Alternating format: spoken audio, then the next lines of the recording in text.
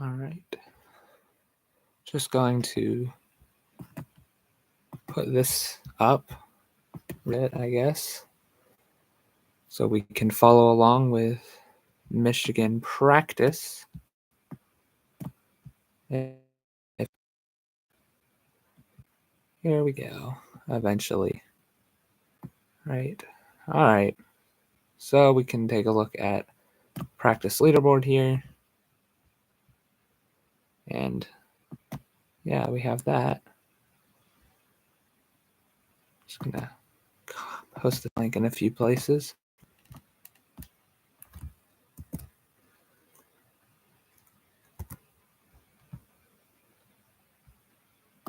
And there we go. So we'll just have the practice leaderboard up.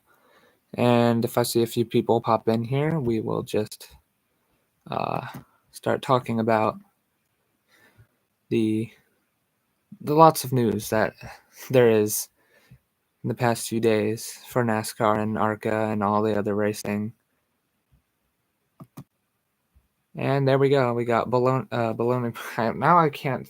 Okay, I can't speak right now. But there we go. We have one person in the chat, and you guys might recognize him. He's part of the Daily Downforce. He does a lot of stuff for NASCAR, and see if anybody else pops in. It looks like I'm on favorites mode right now, so we'll go down to the live leaderboard. Ross Chastain is at the top of practice. Not much of a margin over Truex, it seems. We'll see if everybody... All right, it looks like everybody has made laps. So, looks like the most has been 18. Ford is trying to keep a winning streak here. And also we have one wise guy in the chat, so now we got two people in here. That's nice. So, yeah, Ford is trying to get 10 in a row at Michigan, I believe, and not doing so well in practice. Chris Buescher is the best in 9th. Blaney is 11th. Keselowski 14th. Briscoe 16th. Haley in the 51, 18th. Gregson 19th. Logano is in 22nd. Cody Ware is 24th. Austin Cindric 25th. Josh Berry down in 28th. Priest 33rd, and then Burton and Gilliland at the bottom. So Austin Dillon, Sunday winner. I was at that race. He's at 26 right now. Interesting to see Cody Ware doing so well. So we'll just leave the leaderboard up, and we will discuss the various things that have been happening in NASCAR lately. Brad's odds for tomorrow. I will have to go find where that is. Will that be in fantasy? I don't think so. That's not the right site. They usually put everybody's odds out for the race, if I remember correctly. I'll just have to find it really quick. I would like to see Brad win. That would be pretty cool. Another win, but I want Austin Dillon just to do a comeback. Let me see if I can find... I think this should be it. So we'll see what Brad Keselowski looks like coming into this race. Never mind. That's a video. I'm not always the best at navigating this, am I? But we will try to find, if I can remember where it is. They are projecting the playoff. There we go. Projections for Sunday's Cup race. Somehow I missed that. This should be it. Maybe. Yeah, Larson is the favorite. He has 3 Michigan wins. Hasn't finished worse than 7th in his last 4 races here. Hamlin. All right, so Keselowski is at the top of drivers to watch. Hasn't won here in 26 starts. But Brad and Buescher both looking to have a good weekend here. So horrible. It's not always... Yeah, we'll see. So it looks like they're actually putting Todd Gilliland on this list of drivers to watch as well. So we'll see what the front row cars can do. Jones, this is his home race. Okay, so this is how they're projecting it. They're projecting Keselowski to finish in 9th. Hamlin is the predicted winner here. Interesting. We'll see how that battle goes, and as I don't expect some of these guys to do very well, but Keselowski, they're expecting him to finish top 10. We'll see how much speed he has. Again, Buescher, the fastest Ford at the moment, and he is just inside the top 10. Yeah, definitely like Ford this weekend for some reason. Yeah, they're not doing great in practice, but they as other definitely Ford track. Yeah, we'll have to see if Ford can try to get their win streak at the track to 10 races. So we'll just see how that goes. Hocevar is looking pretty good today, actually. He's 8th in practice. AJ Allmendinger's 10th right now. Of course, I put it on the thumbnail and in the title that AJ Allmendinger is returning to the Cup Series with Colleague next year. So definitely a good thing that he's showing good speed today. Maybe just getting ahead on next year. We'll see how he does. He's had some good runs in Cup this year as well, so we'll just see. So Ford, again, trying to keep their streak at Michigan. So we'll see how they do in tomorrow's race. They're not showing so well in practice, so we'll just leave the practice leaderboard up and talk about some of the other stuff. So speaking of Ford, Haas factory team announced their new drivers for the 2025 season. Everyone was expecting Hailie Deegan to go to one of those cars, like she had a fire suit teaser and all that, and she's a Ford driver, I guess. She has driven a Haas prepared car before. That was her debut. She finished 13th. So, speculation was Deegan, but it's actually going to be Sam Mayer moving from Junior Motorsports and then Sheldon Creed from Joe Gibbs Racing. So unless they add a third car, Hailie Deegan will be with Haas. So that's an interesting signing. Wasn't quite expecting those two guys. We've seen Mayer be really successful with Junior Motorsports this year and last year. And then Sheldon Creed has been hunting for his first win in that Joe Gibbs entry. So now they're going to be in Haas equipment for next year. And I think that's going to be interesting. If Creed can't win this year, I would say Creed might win next year. We've seen good speed out of Cole Custer. He won this year. We saw Riley Herbst get a win last year. Custer won the championship last year, so that is championship winning equipment, assuming it stays how it is once Tony is out of the team. So we'll see how those two do next year. I think Mayer and Creed will do pretty well, and if they throw Deegan in there, this would be her last shot at NASCAR. Yeah, Creed ain't winning in JJR equipment either. Yeah, he's still hasn't been able to win in the 18. He couldn't win in the 2. I mean, it's very likely that he gets multiple more second place finishes this year and leaves JGR without a win. So maybe Haas will be his first career win. We know he's capable of winning in NASCAR. He has the Truck Series championship back in 2020. He won races that year, but ever since he's moved up to the Xfinity Series, he has not been able to win a single race, and he's just, king of second place. That you can say that. That's definitely Sheldon Creed. He's not been able to break through and get that win, which, that would be kind of nice to see. Creed, he's talented. He's had good showings all year. He just hasn't been able to break through and get that win. So we still have some races left this year, obviously. He could still win, but it would be interesting to see him still go winless. Hope he can break through, though, all jokes aside. Yeah, that's what I was just saying, too. I think he should. He deserves it. He's been working hard for it. We'll just see how it goes. If he doesn't win in JGR equipment, I'm sure he can get something with Haas. They're a championship team. JGR is a championship team. Those are championship caliber race teams. He's like the middle child of Xfinity. Yeah, he can't break through. It's been an interesting ride for Sheldon Creed. That's for sure. We'll see what he does next year. Now I'm forgetting some of the news, but there's been a lot. Of course, Scott Bloomquist, the dirt racer, he was killed in the tragic plane wreck yesterday. So that was unfortunate. He's raced in. He does have a NASCAR start to his name, so if you somehow don't recognize that name, he has raced in NASCAR. He's raced in SRX.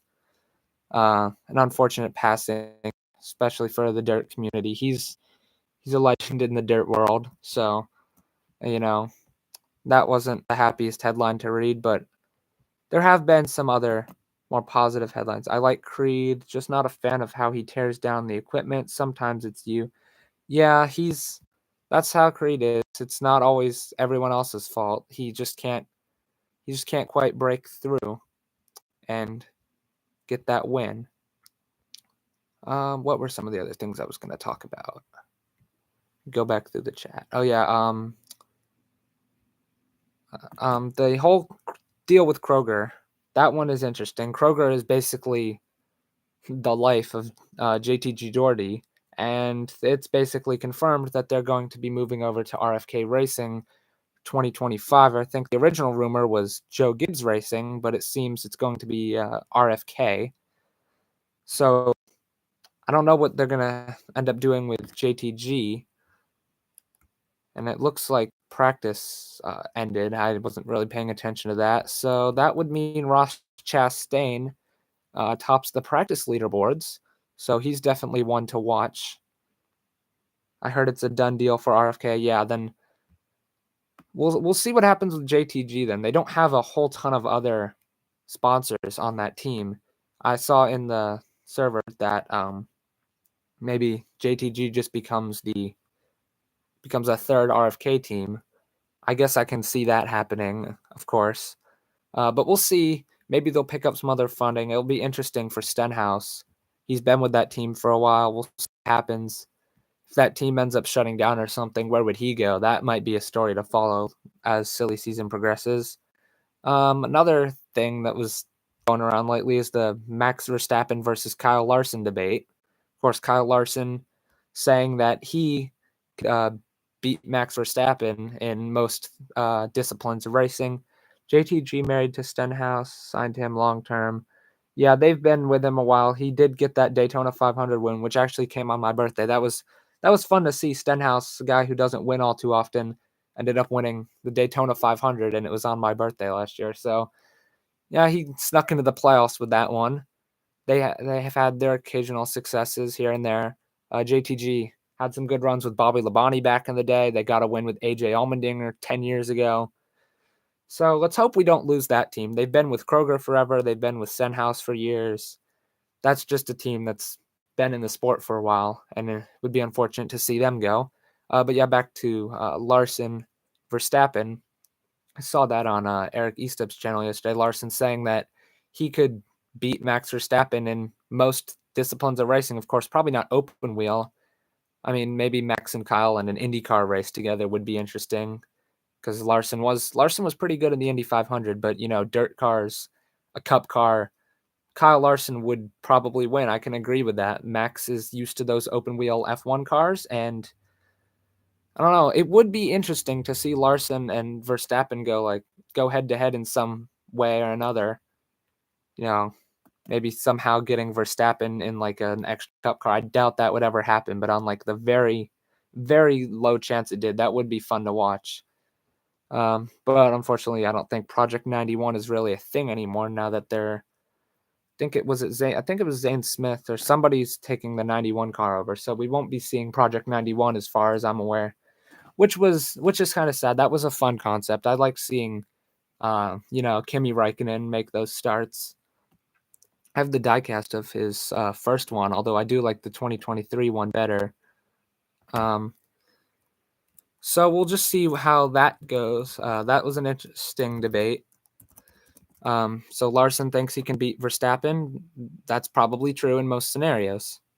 There were a few other things to talk about. I put in the title ARCA Michigan. Of course, that race was yesterday. Connor Zilisch wins again.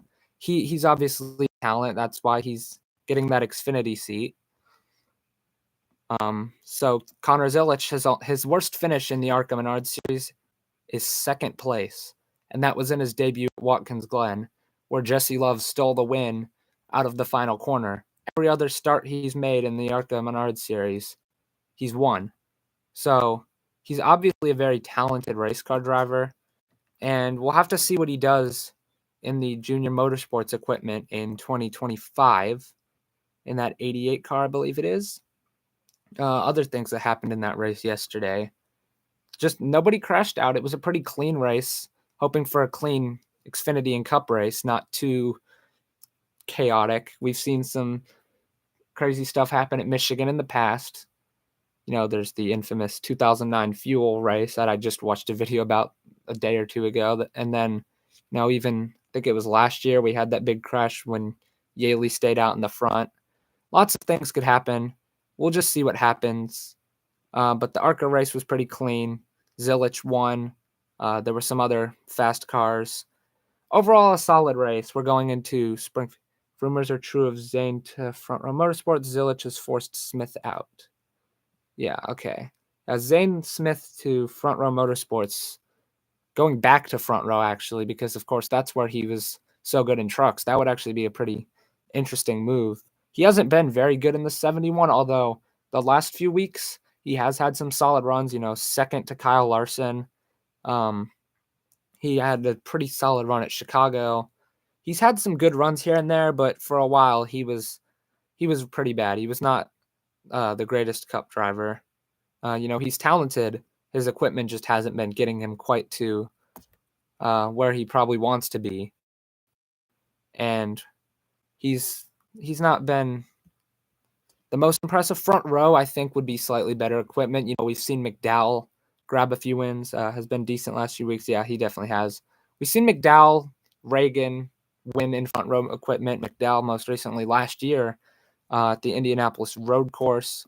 He also has a Daytona 500 win with the team. We saw Reagan back in the days he was with the team. He got some wins. David Gilliland almost got a win. That's one. Front Row has been getting steadily better over the years. McDowell has become he's a champion. Well, not a championship contender, I wouldn't say, but a playoff contender the last few years. Of course, Spire seat next year. A pull for the Cup race. We saw Chastain have a lot of speed in practice. I'm gonna throw my earbud in to listen while I make breakfast. All right, that's cool. I enjoy the breakfast that you make. I think you're like West Coast, so I guess it's breakfast time. Yes, the disable ad blocker warning. Now it wants me to do that. I don't know why they still have the diamond logo on there. That's from last year, although I did like the diamond logo from NASCAR 75th anniversary. So, I guess we'll have to get to the qualifying leaderboard in a moment. Once I get rid of this. Any day now, it's computer. We'll see how qualifying goes. Chastain should be good. He was the fastest in practice. The Fords are expected to be good, but they weren't the greatest. Yeah, California. That's what I thought. West Coast. So it is a bit earlier there. So we will get the qualifying leaderboard pulled up. Now it's taking me to this. Oh, I went to the schedule. That's what I did. So we'll see how this goes. Ford, of course, trying to get their 10 wins in a row. And then Hamlin projected to be really good. Larson projected to be really good here.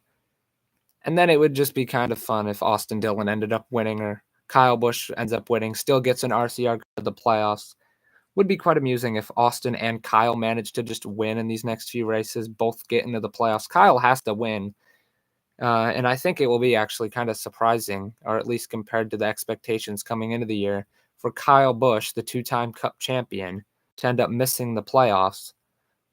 He definitely has not had a great year this year, especially compared to, his years with JGR, besides maybe the final one, but at least he won in that year. This year with RCR, and it looks like the qualifying leaderboard is still not up. Just go back to the homepage. But, he got the wins last year. RCR win would be hilarious. Yeah, I would love to see it, after meeting Austin Dillon and then seeing him win in person. He's definitely grown on me. And, Kyle Busch, didn't used to like him when I first got into the sport, but, he's a solid guy. Now it took me to the Richmond results. I don't want those. But I mean, at least that does show you Austin Dillon didn't only lead at the very end. Could have been worse. He could have wrecked everybody and had only the last lap be the lap he led. But he was good than Hamlin, and I was there in person. I could see how Austin Dillon was getting away, and he was seeing. We ended up seeing the best and worst spotter suspension because Austin Dillon spotter, I think it was a 2-race suspension, or maybe I think it was 2 or 3 races. They got a new spotter, and they're not appealing that penalty, but they are appealing the playoff eligibility being stripped. So if they somehow win that appeal, Austin Dillon will be back into the playoffs. But for now, he is deep down in the standings. Let me find the standings on this page. Don't use this NASCAR site as much as I used to. Standings, we'll go to the Cup standings. That heading into these last few regular season races. So here's let's go to the any day now. Larson, the top. Austin Dillon has fallen back down to 31st. He did pass Nemechek. Although I think I'm going to have to end the stream now because now I have a bunch of family members back in the house making noise. So we'll do this another time. I want to thank you guys for tuning in and do this again soon.